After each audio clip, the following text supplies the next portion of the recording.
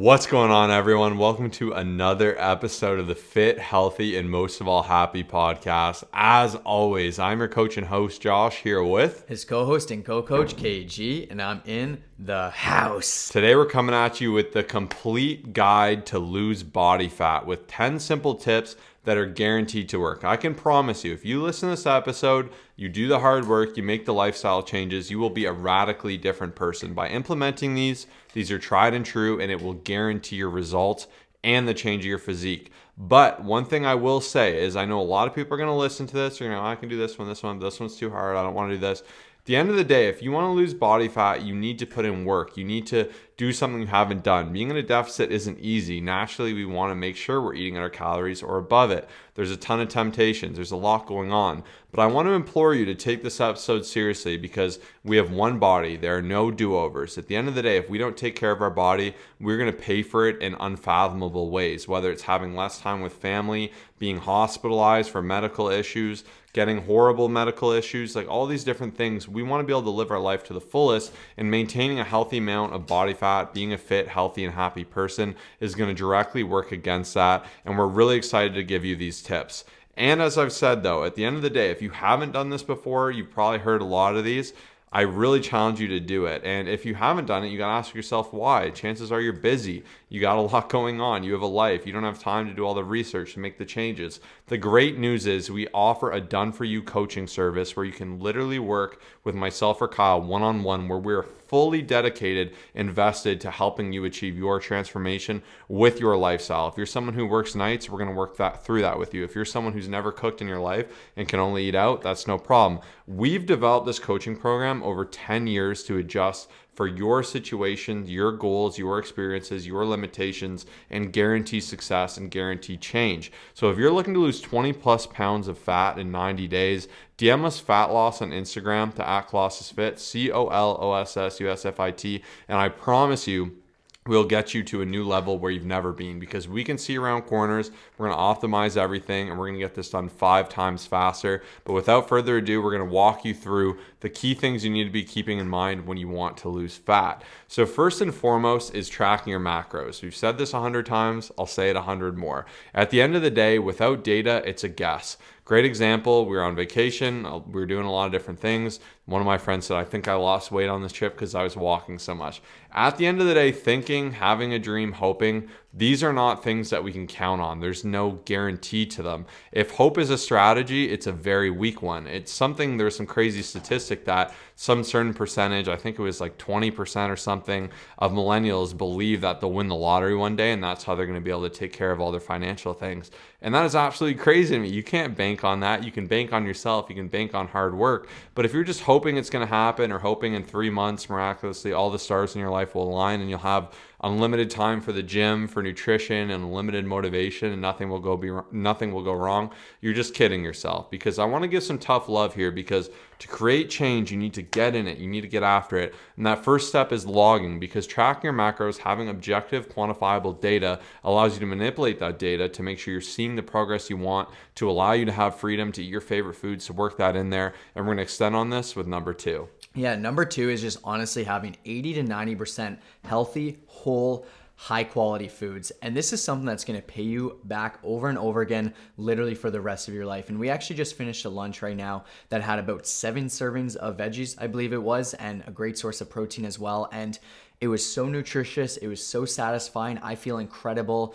It's honestly amazing how you can have something like we just had, which is an amazing bowl, versus going somewhere else and having just something lower quality. The difference in food satisfaction, the difference in just food quality, what it does for your body, it's day and night. But the reason we said 80 or 90% healthy whole foods is because balance, sustainability, adherence is always going to be number one. If you're 100% healthy, all you eat is just natural sources that come, where every single ingredient and stuff like that. Once again, that is amazing and that is super just awesome. But we want to be able to set you up for family events, for social events, to be able to have that balance, to be able to enjoy some fun food. So that's why 10 to 20% of foods also, at the end of the day, if you want to enjoy a fun snack, if you want to fit these different things in, go out with friends, like all that other stuff, it's amazing to be able to have both of these balanced, but I think where a lot of people struggle is they're kind of more around that 50-50 mark. Like they're 50% healthy whole foods. They'll, just do what's like super simple. You'll grab things at the grocery store and just,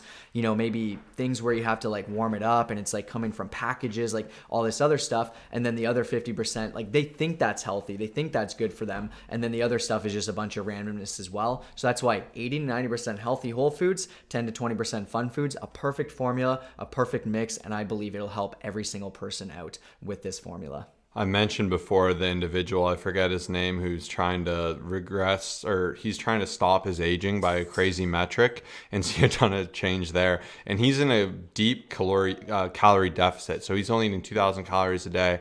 And what's funny is he said he's never been happier. He's never felt in more control. He's never had more energy. He's never been in a better mindset and performance in the gym. And I'm not saying you should always be in a deficit and you should be starving yourself, but when you eat good foods and you're on it, it's an advantage. At the end of the day, it's going to help you perform better. You're going to have more regulation. You're going to sleep better. It's going to do a lot for you. And at the end of the day, that's why 89% should be good food. You should take joy in feeding your body the best stuff you can to take care of yourself, to help you think better, perform better, all these great things. But at the end of the day, it is fun to enjoy these delicious food, these crazy contraptions, to go with friends and have a really cool bite, or to get a hot dog at a basketball game. At the end of the day, you shouldn't sacrifice your life, because if what you're doing isn't sustainable, you're not going to keep doing it. It's matter of fact. So that it's really important you come into this with good awareness and being realistic with yourself and understanding that, yes, you need to eat healthier. Yes, you need to eat good foods. Yes, you need to be on it, but you can still have fun things. You can work them in moderation. And this is going to stop you from being a maximalist and saying I either need to be perfectly on my nutrition or off it and going on a bender. So that is a huge consideration. Number 3 is to aim for 25 to 40 grams of fiber. This is a general number, but this is where most people should be. There are a few exceptions, but getting more fiber in your diet is incredibly powerful. Fiber helps with satiety. It'll bond with water and actually expand in your stomach. It isn't absorbed the same way as other calories, and it's a really unique opportunity for regulating bowel movements, for having more satiety in your diet, and just a fantastic thing to keep in mind. And a big benefit of really focusing on fiber goes into my tip above. When you're having a high fiber diet, there's a high chance you're eating high quality foods. You're getting a lot of vegetables. You're making sure to get enough servings of that. You're really going to get a wide variety of different nutrient types and sources when you are focusing on fiber. And I find it's a really creative way to increase the quality of your diet as well as your satiety of your diet. When you have more fiber, it makes it a lot easier to maintain. You're going to feel more full, and making a point to be aware of it is going to go a long way. If you're someone who has a very highly processed diet, your fiber is going to be low. You're going to be paying the price, and you're going to be suffering throughout this entire shred. Awesome. And just jumping into number 4, we are going to be focused on protein. And simply put, an easy way to calculate how much protein that you should be having would be roughly to take the body weight that you'd like to be and have that in terms of grams. So what I mean by that is, let's say you're about 150 pounds, you're looking to be about 130 pounds, have about 130 grams of protein. There's so many different, more complicated ways to calculate it. A lot of people say different things out there, but this is just an easy way for a starting point to know roughly how much you should be having. And at the end of the day, protein is such an important nutrient that helps you with satiety, that helps you just with lean muscle mass, helps you cut body fat, build muscle, and do so many incredible things within the body. Definitely overlooked for a lot of people. I know it's just not a habit that a lot of people have unless they're specifically focused on it. So my biggest tip is just to focus on each meal, wonder where you're going to get that protein in, and start to plan around that. And that's going to help you get more protein and help you within the process of losing fat. If fiber is important, protein is super important. Protein is going to help you have more energy. It's going to help with food satisfaction, so you're going to feel more full when you're having a high protein diet. It's lower in calories than other sources like fats, and at the end of the day, it's just going to give you a ton of advantage, help you add new muscle and maintain muscle. So if you're not making a point to get in protein, you're really limiting your ability, and it's absolutely amazing when you have a day with really low protein versus a day of high protein. You will feel stuffed when you're having protein. When you're having a lot of fiber, a lot of good veggies, it's really easy to diet. Well, maybe not really easy, but it's easier versus when you're having very processed foods. You're not taking advantage of these things. You're not giving your body the tools it needs to see its best transformation. If you want to lose body fat, you want to make it as easy as possible so you can do it consistently, which brings me into number 5, which is to cut out cheat meals and win the weekends. Too many people cannot succeed in their diet because they'll do great Monday to Friday. They'll give up on themselves. They'll entertain that rascal version of themselves, and they'll have a bad Friday, or they'll overdo it on Saturday and Sunday. And when you've had that bad meal, you think, I've already screwed this up. I'm going to do this for 2 more days. Then Monday you get excited. You go, I need to get in shape. I'm getting back to it. And you succeed till Friday. Rinse and repeat. And when you make that known to yourself and that's something you internalize and see as acceptable, you're going to keep doing it. But you get stuck in this vicious cycle of improving yourself through the week and then tearing yourself down through the weekend. And it's very disheartening and demotivating. And I find that's why a lot of people will quit. If you're serious about losing fat, you got to do hard things. You have to make sacrifices sometimes. You may have to say, no, I can't have dessert at this restaurant. I'm out of calories. I can go out to this restaurant, but I need to look up the menu beforehand. You can always succeed in these situations. There's no reason not to. It's just you overcoming that weak mindset. And when you can be stronger and be consistent and make it a rule to yourself that you can still have a life and have success, you'll notice how easy this becomes. And just being consistent is the biggest thing at the end of the day. Awesome. And number 6 is just realizing that fats and carbs are interchangeable at this point. And I find a lot of people put too much precedence, too much focus on this. But at the end of the day, as we've already mentioned, a calorie deficit, hitting your protein, focusing on the fiber, super, super important. But at the end of the day, carbs and fats can go based off of your situation, what you enjoy more, what you feel best with. And I would say that's the biggest thing to take into consideration. So once again, as long as you're hitting your calories, you're hitting your protein, you're having a good amount of fiber, it's really more so up to you. Once again, making sure it's high quality foods with a little bit of fun in there as well. I just wanted to stress that and add that in there. But at the end of the day, it's just more so some people feel better when they have more carbs and less fat. Some people feel better when they have more fat and less carbs. And I've gone through different phases. It's more so kind of a personal preference. So I just wanted to leave that with you. And that's going to be number 6 for today. Yeah, don't get in the weeds with this. Carbs aren't the reason you're fat. Fats aren't the reason you're fat. It's your net calories and your protein where a bulk of your effort should be spent. Fiber to maximize the quality of the food to make sure you're taking advantage of that. Hydration, all these great things. But carbs and fats, people have such different preferences. If you're eating a lot of fat-heavy foods, there's nothing wrong with that as long as they're good sources. Just want to avoid trans fats, so you don't want to be just making your macros work with McDonald's. We'd be breaking that 80 to 90% rule of healthy foods anyways. But at the end of the day, you can really just analyze what makes you feel best, play around with it, and maybe you're out to a Mexican spot, you have a ton of guac and you have a ton of olive oil with your dinner and your fat super high. There's no need to beat yourself up at that unless you're like deep in a comp and you're competing for a show and you have to manipulate your carbs and do different things to get looking a certain way. This shouldn't be at the forefront of your mind. And by focusing on these big picture things, that is how you achieve a big picture transformation. When you get really stuck in the small things, that's how you get stuck with a small transformation and a small viewpoint towards this. So it's really important you look at all of these tips as a whole and you use them as a mantra to live life. We gave a shortened version of this to one of our friends. He was overweight, he was stuck, he couldn't see success, and we wanted to break it down. We said, how can we just give 5 tips for it?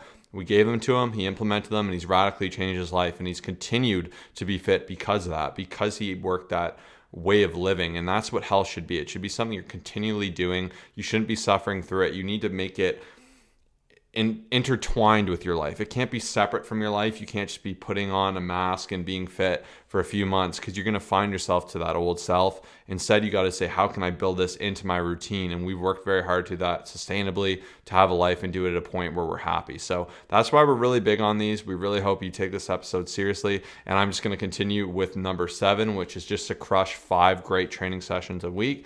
Now, I know a million people are going to say, well, I can only do 3 or 2 or 4 or 5. Anyhow, 5 seems to be the magic number for bulk of people. It's a good amount to be in there. It spreads it out. When you're not doing enough, you'll kind of go crazy with them. It's easy to neglect them, but 5 times a week for an hour is a very reasonable amount for most people to be in the gym. I know not everyone can, but at the end of the day, if you can find a way to do it, you will lose fat faster. You'll build a better physique. Your composition will improve rather. It's just really important you break that mind shift of it's too much or whatever it may be. If you can get to 5, you're going to give yourself a huge advantage. I'm just going to leave it there. Awesome. Number 8 is just going to be finding a realistic solution to scaling cardio. And the thing I wanted to stress is it should never be a punishment regimen. It should not be something that you need to do hours a day. And I think this is where a lot of people struggle. So Josh has already mentioned strength training. It is going to be one of the greatest things on top of nutrition. Cardio is definitely a great way to help with your calorie expenditure, to help you be able to also eat a little bit more. And it's also amazing for your heart health and so many other things. So that's something I just want to leave there. But at the end of the day, I'm such a fan of helping just something like this, like fitting it into your lifestyle, similar to what Josh was saying about intertwining it into your life and everything like that. I find that if on top of the strength training, if you need to do this crazy amount of cardio and just it's always on the top of your head, it can be hard to stick to that. And it's not as enjoyable. So for me personally, two of my favorite things, I would say number one is just going on daily walks. It's awesome. It's easy. It's a great way to just get outside and I absolutely love it. And number two is just doing sports. And I'm such a fan of it. Just growing up with a sports background, it's super simple for me and it's just something I'm able to fit in very easily, and it's just my way of being social as well, and something that's awesome there. But even just setting a step goal, like instead of just that big focus of like I need to do a million sessions of cardio, having a step goal is just definitely a great way to help you increase regular movement into your day, to get some more walks in, to do other things as well cardio wise. And that's going to be what I'm going to say for number 8 today. Number 9 is just adapt. It will work, but you have to make it work within your schedule. You have to make changes to get somewhere you've never been. You have to do things you've never done. It's hard starting to eat healthier. It's hard starting to do cardio. It's hard going from 3 sessions to 5 sessions in the gym and scheduling that into your life. But like any muscle, you get stronger, that you break it down. There's some tension, there's some tear, but as it grows stronger and harder. And at the end of the day, schedules are the same. Mindsets are also the same. By trusting this process and staying with it, you will see results. You got to shake that rust off and get out there and get after it. Yeah, awesome. And number 10, biggest tip, something just a little cherry on top, stay consistent and accept that progress is not linear. So many people are expecting overnight results. So many people expect every single week there to be an insane amount of progress. But at the end of the day, it's just there's always going to be ups, there's always going to be downs, and there's always going to be just times where it's kind of you're maintaining, things aren't changing a ton. But at the end of the day, adherence, sustainability, consistency, showing up every single day, no matter what, that's what's really going to pay off. So like Josh said, even about being that weekend warrior, so many people will do so many amazing things Monday to Friday, struggle on the weekend. Some people have an amazing week. The next week, they do absolutely nothing. You're never going to get success. You're never going to get results from doing this. Show up, stay the course, do something every single day, and I guarantee it's going to be something that's going to pay off, and you're going to get some incredible results. And notice we didn't say anything about waist trainers, fat burners, supplements, anything like that. At the end of the day, stay consistent. Don't overlook these basics. You will see change. And I want to end this just with a really powerful thing I heard today. So it's either going to be day 1 or one day. You decide.